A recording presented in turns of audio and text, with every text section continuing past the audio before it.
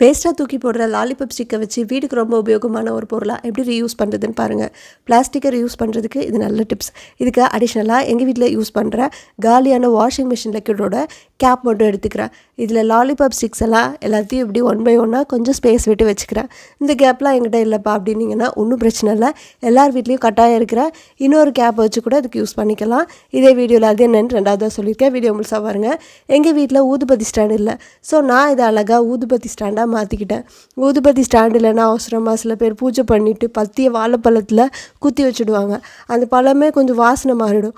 அதை அவாய்ட் பண்ணி இந்த மாதிரி ட்ரை பண்ணுங்கள். உங்களுக்கு டைம் இருந்தால் இதில் அழகாக கோல்டன் கலர் பெயிண்ட் பண்ணி கூட யூஸ் பண்ணிக்கோங்க. பட் எனக்கு இதுவே சிம்பிளாக போதும்னு தோணுச்சு.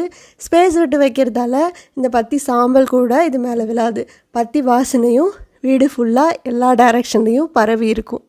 அடுத்து இதாங்க நான் சொன்ன 2வது பொருள். வாட்டர் பாட்டில் இல்லை ஜூஸ் பாட்டிலோட கேப் எல்லார் வீட்லேயும் கண்டிப்பாக இருக்கும். இதில் 2 வரி இருக்கும் உள்ளே சுற்றி. அந்த வெளி வரியில் அழகாக கிரிப்பாக இந்த குச்சியெல்லாம் அழகாக குத்தி வச்சிடலாம். கம் இல்லை க்ளூ எதுவுமே தேவையில்லை. இப்படி வச்சாதாங்க தேவைப்பட்டால் க்ளீன் பண்ணுறது கூட ரொம்ப ஈஸி. ஒட்டி ஒட்டி வச்சுட்டா துடைக்க கஷ்டமாக இருக்கும். என்னை பொறுத்தவரை மூட்டைப்பூச்சி கொள்ளும் நவீன மிஷின் மாதிரிலாம் இல்லாமல் இருக்கிறத மட்டும் வச்சு டப்புன்னு ரெடி பண்ணிக்கிட்டு தேவைக்கு யூஸ் பண்ணிக்கிட்டு போயிட்டே இருக்கணும். இதுலேயும் அழகாக பொருத்தின பற்றியெல்லாம் குத்தி வச்சு யூஸ் பண்ணிக்கலாம். வீட்டுக்கு ரொம்ப யூஸ்ஃபுல்லாக இருக்கும். வீட்டுக்கு வெளியே நம்ம எக்ஸ்ட்ராவாக பற்றி பொருத்தி வைக்கிறோம் அப்படின்னா அந்த டைமில் இது ரொம்ப ஹெல்ப்ஃபுல்லாக இருக்கும். இந்த வீடியோ உங்களுக்கு பிடிச்சிருந்தா ஒரு சின்ன லைக் அண்ட் கமெண்ட்டில் ஒரு தம்ஸ் அப் கொடுங்க. ஆர்ஜே ஹோம் மேக்கர் சேனலுக்கு தேங்க்யூ.